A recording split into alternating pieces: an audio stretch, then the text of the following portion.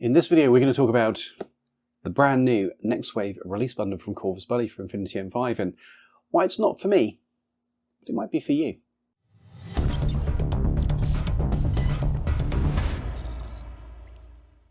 Welcome to the Dice Gods. My name is Hydra, and today, as I say, we're going to be diving into the wonderful world of the brand new Combined Army Sectorial Next Wave, which is just about now going out on pre-order from Corvus Belli for all you wonderful people. We'll do that. Thank you so much to Corvus Belli because they sent everything to us. It was quite amazing. They have a new content creator program, and they have been fantastic on this launch in a way I've never seen before in supporting the community with giving us early access to the miniatures, giving us early access to the profiles, and all that good stuff. So we're going to be talking today very much about that set. Hands-on with it. I've got the miniatures here. I've had them for a while. We've had the profiles. We've run through those. But what do I actually think of it? Do I think you should buy it? Should you buy it? Is it a good thing? Let's get into it. First of all, you've probably seen the release bundle at this point. So we have the 10 miniature action pack. We have the Juggernaut tag. Yes, this is a tag. And the glyph, which is a Warcore, a souped up Warcore effectively. That, at the moment, I believe it is RRP at 155 euros, so you buy it from retail, it's going to be less, for 12 miniatures, effectively. Okay. The big questions that everyone's going to ask, the Juggernaut and the Tech Draken, this guy in here, they're unicorn. They're not Seocast, they're all beautiful, beautiful unicorns. So this is actually a Juggernaut that I built. And then with that, the Tech Draken, professional as ever.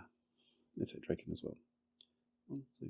And as you can see, these are just beautiful. They are stunning. So if you are allergic to Seocast, this set, not a problem. It's metal, predominantly. All bar 2 of the miniatures is metal. Big guys, all done in Seocast. Mwah. They are beautiful, they are crisp, they are pristine, they are a joy to put together. I think the Juggernaut, the big tag, that took me a bit of time just because it's such a chunk. I mean, it is a chunk. There's no two ways about this. This is an absolute chunky. Look at the detail on it.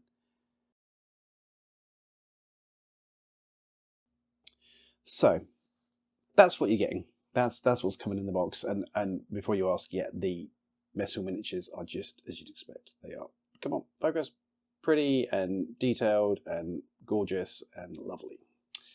Ish. More on that in a minute. So, let's start with an overview of this, because when this army was announced, when we heard about Next Wave and that was coming to the game, my initial response was another sectorial for Combined. It's not a thing that I think that we needed. It's not a thing that I think they needed, but it's a thing that we got. And, you know, this is Corvus Belli's game. It's their choice. But given the option in a world where we have LF with 2 sectorials and other armies with less than 3, I'd have preferred to see those get something new before Combined. Combined are in a strong place at the moment as a force. Do I think this is going to change that? No, I don't think it's going to make things any worse, but my initial problem that I actually had with these guys is actually this. Combined Army is pretty much the only place where we have aliens. So we just got humans for the alien faction. Yeah, we got the Tech Drakens, we got the big Gribblies, we got those in here. They are there. And I hear you in the comments, well, actually, Achilles isn't a human, he's a... Yeah, I know, they're constructs, but they are human-shaped, human-formed, faces, everything. They are not Shasvasti, they are not Extra, they are none of the alien Gribblies. They're not even Morats, let's be honest. Not even in our darkest moments, we bright red in the face and that covered in fluff. Taking the only alien faction and injecting it with a healthy dose of human miniatures, I'm not keen. I'm not keen on that. That was the first thing when I saw them. I was just like, I don't think I get with the lore. Don't get me wrong. The lore, it's Achilles uniting the people underneath the combined army. They're in occupied territories. bring them together, making a police force, but protection, a shield from the combined army and from the human sphere and all the rest of it. Well, I get it. I hear it. I get the lore. Amazing. Alien faction for the aliens, please. That would have been nicer. So I think the design is absolutely fine. I think that, as you can be seeing on screen now, the miniatures are very much in the vein of Shazvasti. They have many of the key things like the weapons and certain elements of their armour is very Shazvasti, so it's in keeping, it's of a theme, which is kind of cool. When you look at the profiles, we only actually have one new rule in here, which is techno-organic, and techno-organic means that that unit can be healed by either a doctor/paramedic or by an engineer. Cool, that's absolutely fine. So yeah, I think that's all okay. But like I say, if we're doing combined army, if we're doing the aliens, I'd have preferred that we had aliens. That is one of the first things I looked at and thought, no. And to be clear, this review is very much my personal opinion, and listen to it through that vein. If you feel that way, if you're like me, you're like, these are combined army are different. No, they're not. Not anymore. They just got dragged that way very hard, and we didn't need that. If, however, you're fine with it, that's cool. That's absolutely fine. These things are always subjective. So, yeah, the whole premise wasn't really a great thing for me. Then I obviously saw the Juggernaut. It's an amazing miniature. It's a gorgeous, gorgeous miniature. And when I got my hands on it, I put it together. I was like, this is so cool. This is absolutely lovely. But it comes to that but again. So the depth of tactical rock we're looking at here has got to the stage of being stupid. This miniature is 30% tactical rock, almost. Now, you can have the discussion and say, that's all right, you know what I'll do? I'll take this and I'll rebase it. No, you won't. Because these claws here, these are on the base. This claw here is on the base. There are parts of this miniature that are built into the base. So if you are absolutely au fait and absolutely fine with recasting this stuff, remaking this stuff, then fine, you could rebase this. But if, like me, you don't want to do that, you don't have the skills to do that, you don't have the interest to do that, you are staying with this base. If you're going for a city feel to your army, you got to figure out how to get Lumpy McLumperson here into that. It's not an option. I don't see how you're going to make this quite tidily into a different environment. I think that's a shame. I get the drama, I get the interest, but the more that I spent time with this miniature, the more I was like, it looks cool. God, this is going to suck to store. We've got these big pointy bits. We've got this is a little sword here that's quite, it's unicorn. This is not metal. That's going to, and then it's quite big and it's quite chunky and it's quite long and it's quite wide. You're going to need some pick and pluck foam for this guy to store him successfully. And he's still on that damn piece of rock. I mean, we have tactical rocks in here. Tactical rocks have always been a thing, or certain years they've been a thing. So these are the cliff jumpers. This is a new thing at the moment, or a thing that Corvus Belli is doing. You put the rock bit in and then you put the airborne deployed trooper on that so they're flying. And I'm like, yeah, okay, that's fine. That's fine. I'm kind of okay with that, and you can kind of do things with that. There's ways you can build around that. This you ain't building around. That's how that looks. That's it. That is the end of the discussion. The other thing that I noticed while building these is that we have a lot of poses that are kind of like more extravagant, shall we say. So these are the rain dancers. This is a rain dancer contender. The arm is sticking out. This is fine. I have no problems with that. But for some reason with this set, and put some images on screen now, Corvus Belli has started to make the contact points for these miniatures, which have been upscaled. We're now officially 35mm. They've made them smaller. So the points you have to attach the arm sticky outy bits is smaller, while the bits themselves are subtly bigger. I miss the days where we had a decent lug, a decent bit of metal to stick inside of a hole to then glue it together and it stayed. These are not that. And it was, I mean, nothing I couldn't get over. You couldn't really pin them because the actual pieces themselves are too small, but it was, don't do this when you're tired. Do it when you're rested and you've got time and you can just focus on it and get it done. Don't do it with other things. And then you also have, actually, back to our friend the cliff jumper. I really need CB to stop this. I don't mean dropping this. This torso here, you have the upper part and the lower part. They go together as a clamshell. So they literally have, I think it's the front of the torso is shaped like this, and then the back of the torso pushes into it and goes over the top to... You kind of can see the gap just underneath his head here, I think. And he actually has gaps down the side because the back piece was slightly bowed. It's a big lump of metal, but it's slightly bowed backwards. So I was kind of squishing it as best I could to get it in the right shape. Couldn't quite get it in the right shape. You can see underneath as well, I think. Fine. Is it like, I don't know if you can see it properly, but underneath here, there's also a small gap. And on the sides, the gap are more pronounced, but then it's okay because you stick the arms on little pegs over it. But if that gap is too big, then they don't really sit properly. So you have to really argue with this to get it done properly, which is freaking annoying. There's no need for that kind of structure, especially when you have units. I think it's this guy here. He's cut in half at the waist. He is, I promise. I think it's this guy. One of these guys is scythed in half at the waist. Oh, the glyph is one of them, I think. Yeah, glyph is one of them. He's cut in half at the waist. You'd never know, because it goes together and it's fine. Why couldn't we do that with the cliff jump? I'm sure there's a reason. I'm sure there's somebody would be in the comments going, well, actually, fine. I don't like it. It's annoying. The way that clams together just isn't quite, it doesn't quite sit perfectly. And when you have miniatures inside the range, which CB do, which just glide together and it's seamless. I mean, this, again, back to my friend here, you just, it's perfect. And then you have this guy who's kind of like, and you kind of,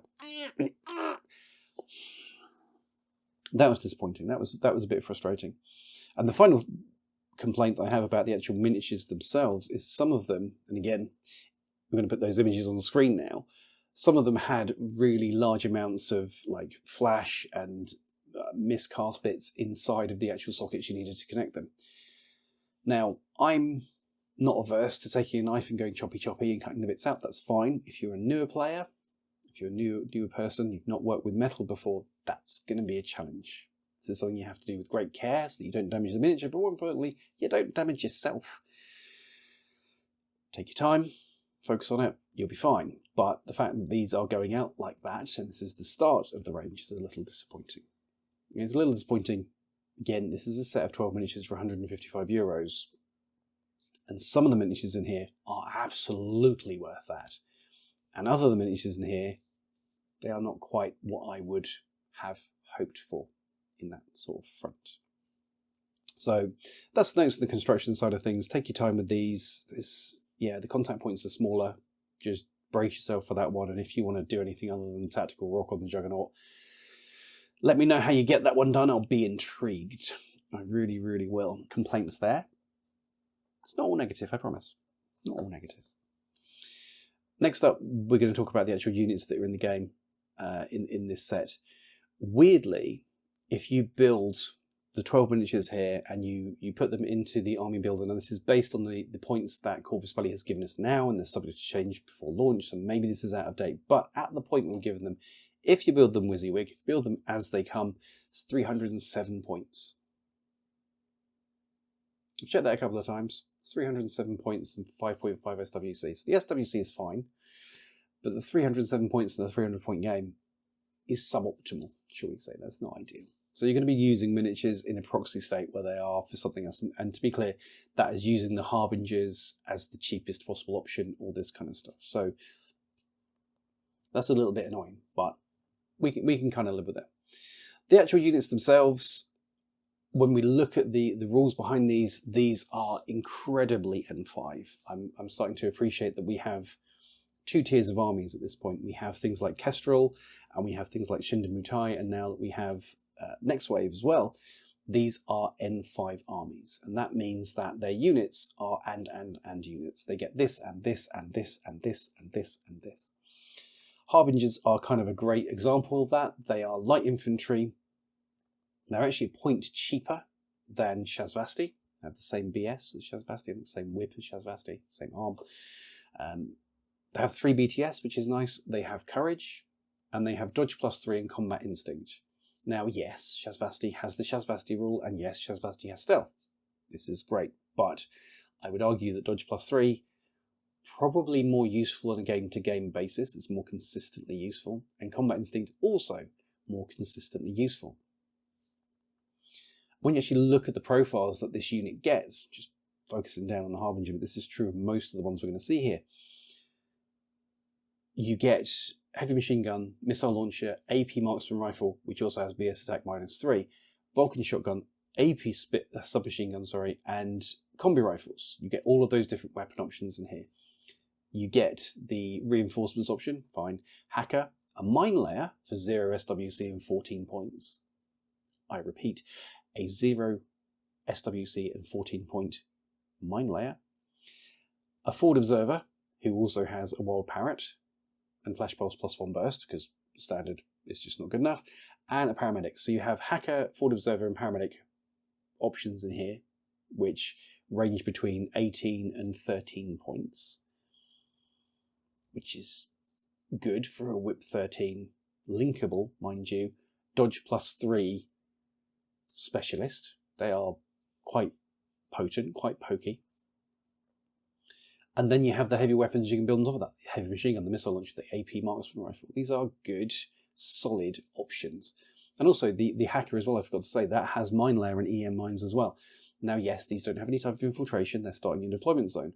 But in a world where combat jumping and parachutist deployment zone is prevalent, there's a lot. We're seeing quite a lot of metas are seeing players that are running that type of unit specifically and doing that backfield rifle strike.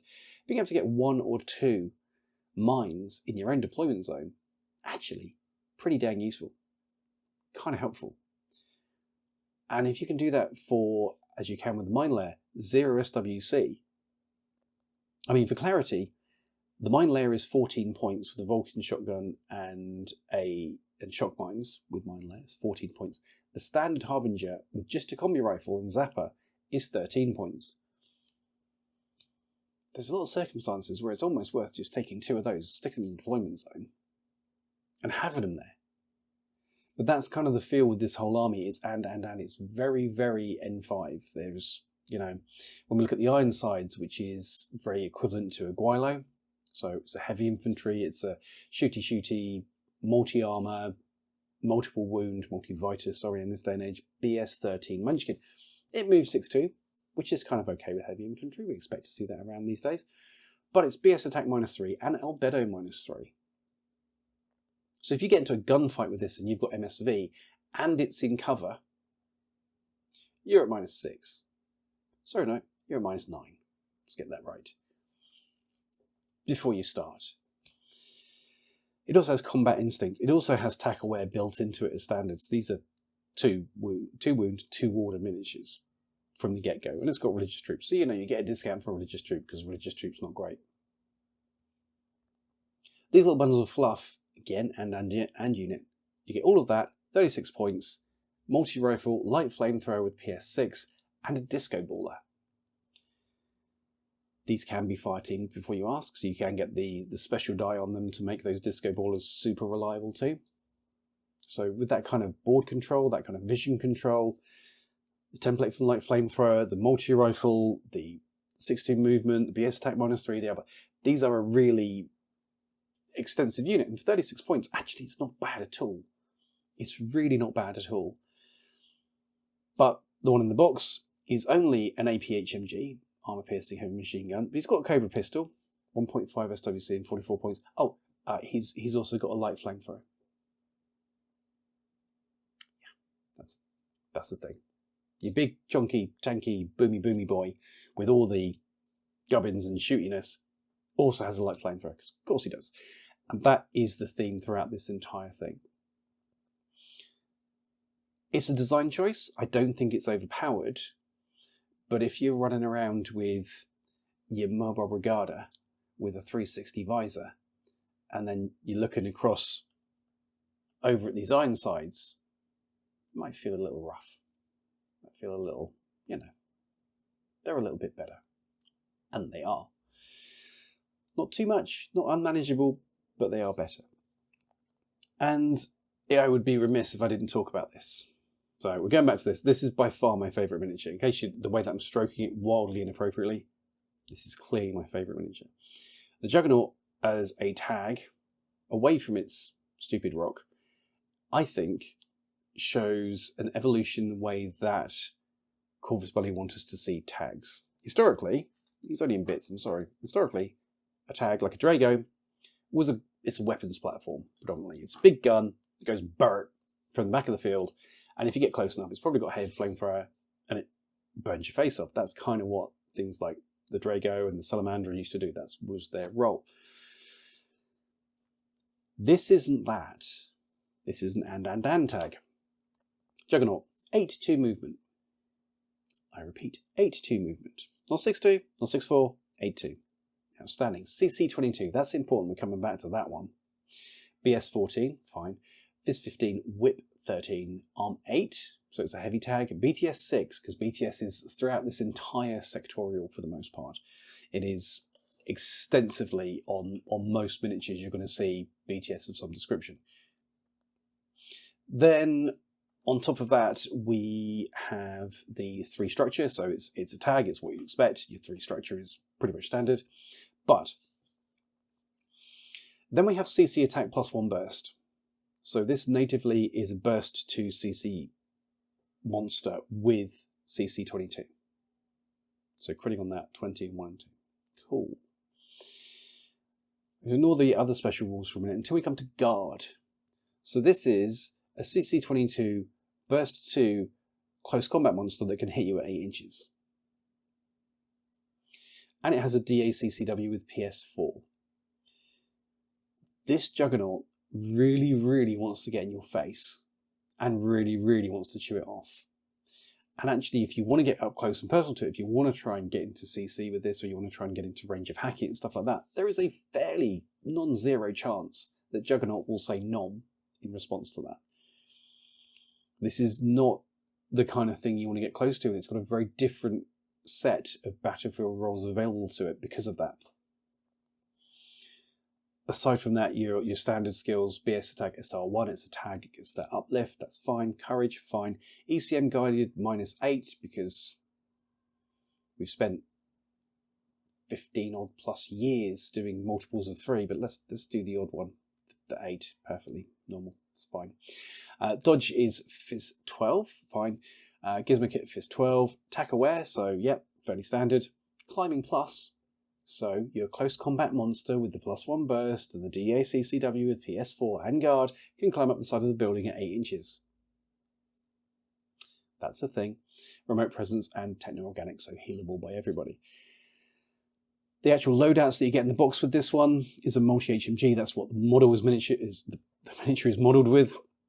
But also, you do have the option of taking a plasma rifle with +1 burst and a heavy rocket launcher build.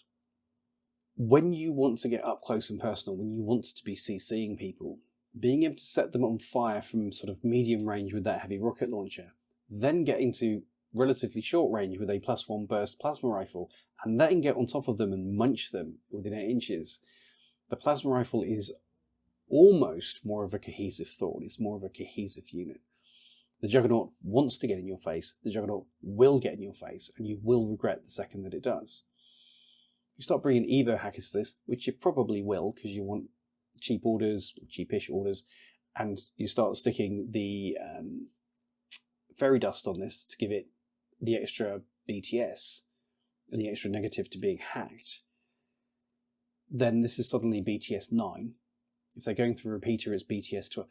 This is quite hard to hack. This is going to be quite hard to hack if you have any sort of brains about you in the way that you deploy it. And then if it gets into the enemy back rank, it starts chewing stuff up. If it gets into the midfield, it starts plasmering them to death. And from range, you can nuke them with the heavy rocket launcher. 82 points and 1.5 SWC. I think this is interesting. I think from a design perspective, from a gameplay perspective, this is really freaking cool, and I'm really liking it. I like the miniature, apart from the tactical rock. I like the profile, I like the thought and the design concept behind this. It really, really works for me. And this, for me, is the highlight of this box. Bar none. Fantastic little unit. So, with that said, is it also in its light? There's some oddities in here. You know, we have the Rain Dancers, which they're irregular, but they go into Fireteams. I'm not really feeling that, but then I'm not a fan of irregular units. I'm especially not a fan of irregular units in Fireteams. Maybe there's a way to convert them to regular. I don't know. The Tech Dragon, again, I think anything that's in here that's in Unicorn is definitely funky. This little guy is surprisingly versatile. Again, it's an irregular unit, but it's 6'4" moving, CC23, BS10. But I think you get a benefit to range. Yeah, you go 4 inches rather than 2 when you dodge. It's a capable little Arm 2 Vita BTS3 delivery system for violence, flash pulse grenades, viral mines and boarding pistol. Plus you've got a sensor option or a deployable turret option on it. It's a good unit, and 18 or 19 points. It's got a lot of mileage. There's a lot to be said for it. Plus it's a cool miniature. So I think overall that the design process that they've put into this and the thoughts they've put into this, it makes a lot of sense. It's very, as I say, N5, and we see that very heavily in the Fireteams as well. 1 core, 2 Harris, and unlimited duo. So you can have 3 of your main primary Fireteams in this particular army, which is nice. The Fireteam composition as well, you can have some really interesting units put together in this. You know, being able to take a Harris with Ironside's Drakios, this potentially can get some work done. That's absolutely true. The heavy fire team with Juggernauts and an Ironsides and stuff like that, putting those together, also fantastic potentially.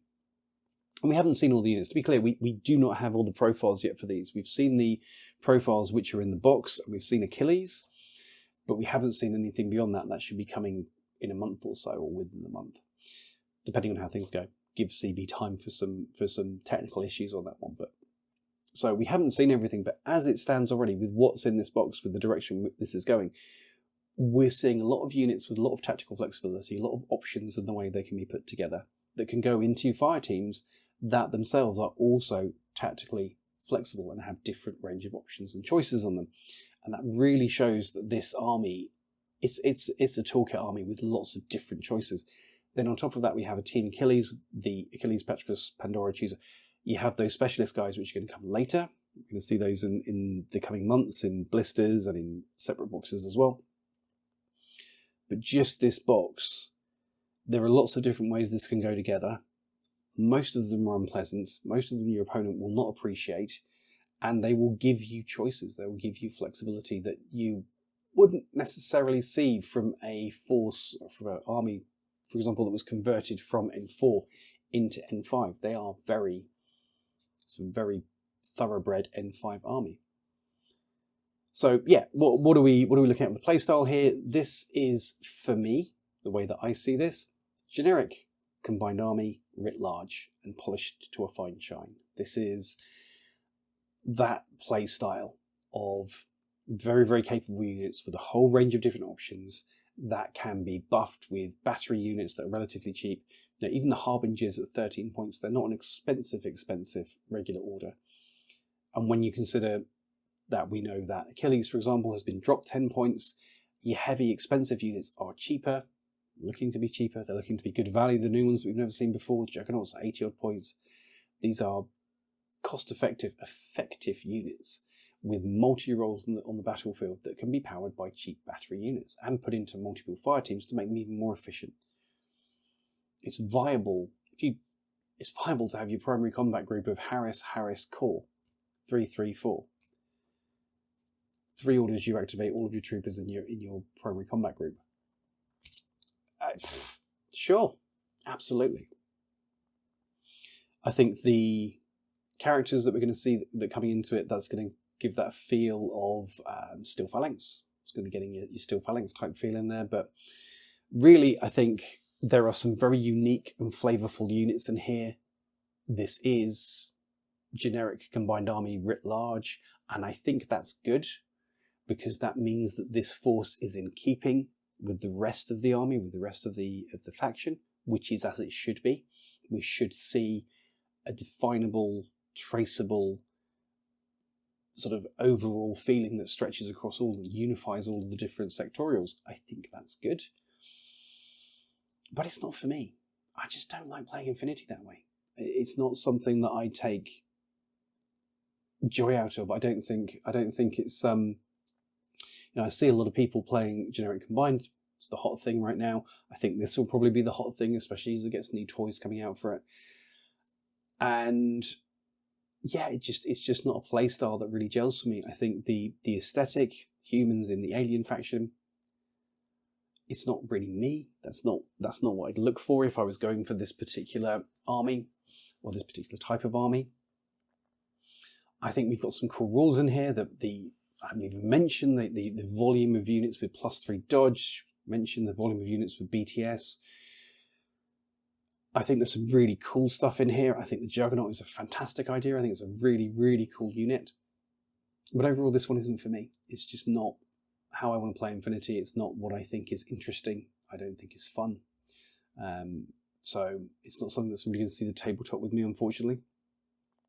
But that said, if you are a generic combined army player and you want to take that concept and you want to wind it up to 11, if you want different units with different flavour and a different style, if you like Dead Space helmets, you're going to love the Rain Dancers.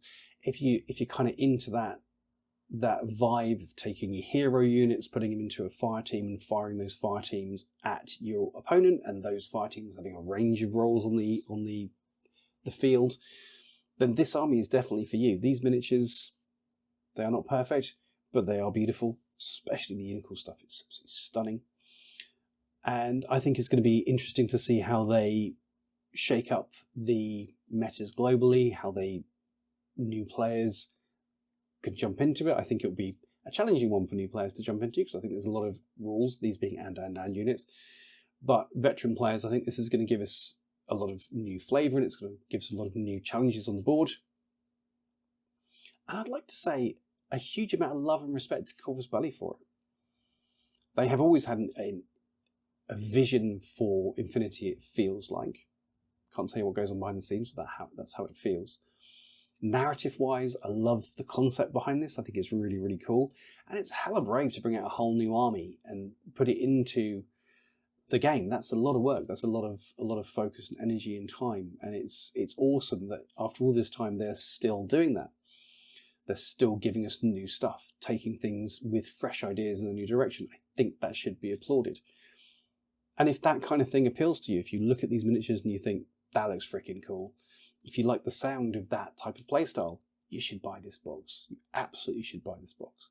If you look at these miniatures and you think, yeah, they're right. If you hear about the playstyle, if you look at generic combined and you think, yeah, no, it's not really me, these guys won't be you either. This is not something you should invest in, because it's not going to work for you. But overall, I think that Next Wave is a good indication of Corvus Belli taking Infinity M5 in a strong direction. They're still brave, they're still going to try things. Sometimes they're going to get it wrong. That they can still design gorgeous, stunning miniatures that just you look at and think, oh, that's nice. And I think that's a really good sign for the future and health of this system. So this wonderful set, will be available for pre-order around now and going forward. If all the stuff you saw here and all the stuff you heard here sounds freaking awesome, get on it, absolutely. If it's not for you, if that isn't what you're looking for, brace yourself. We are going to see a lot of people dodging with a lot of BTS real soon, but don't worry, they'll die and they're going to go down real sweet. And this miniature, let's be honest, for some of us, that are already looking forward to killing our first. But on that note, thank you all so much for watching. Thank you as well to our members and Patreons. If you haven't already done so, maybe consider joining and supporting the channel to give us even more opportunity to grow, and we'll do more stuff like this. But if you can't do that, please do like, share, subscribe, and look for more interesting, exciting stuff on Next Wave coming soon, right here on the Dice Gods. Thanks again to CB. We'll see you all again soon. Goodbye.